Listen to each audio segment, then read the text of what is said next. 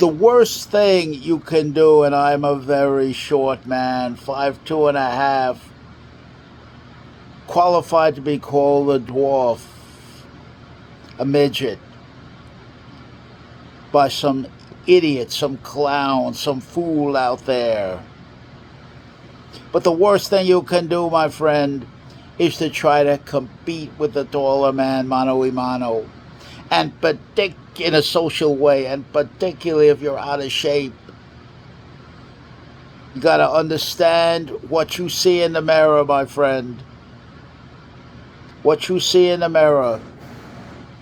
And what's seen out there and visually in your behavior out there. The best advice anyone can give is to be inconspicuous. You're not the life of the party. You don't want to stand out in any way. Let the taller man, the quote-unquote big man because he's taller, let him be the glory boy. But keep him close. Keep him close. That doesn't mean you never genuflect.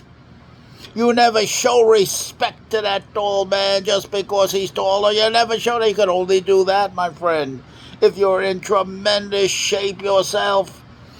This is a powerful imperative, and a short, small man like me. I'm short, I'm dumpy, I got a big Humpty Dumpty head, large features, gross, big moon face, vulnerable as hell out there for mockery and to make fun of and ridicule. Now I'm an old man now, so I've heard it all. Don't bother me one bit. And I'm talking to my young compadres. You got to find a way to compete on your terms, no his.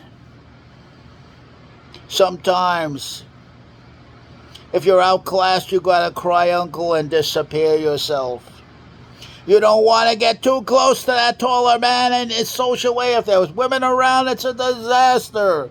You don't want to do that. You can't do it. This is an imperative.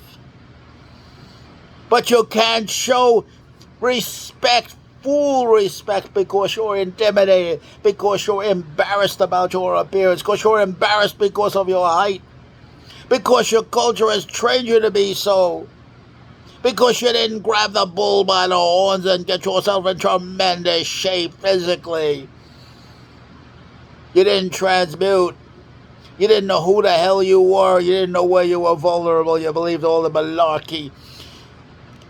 Admonishments, exhortations, encouragements by idiots out there, clowns, fools, who pose as experts and take advantage of your gullibility and foolishness, my friend. Don't feel bad yourself. Take it as a whip. Take it as a cattle prod. Get yourself in tremendous shape. I'm talking punching power. I'm talking grabbing power. But most of all, I'm talking about brute strength. Powerful brute strength. There's no excuse.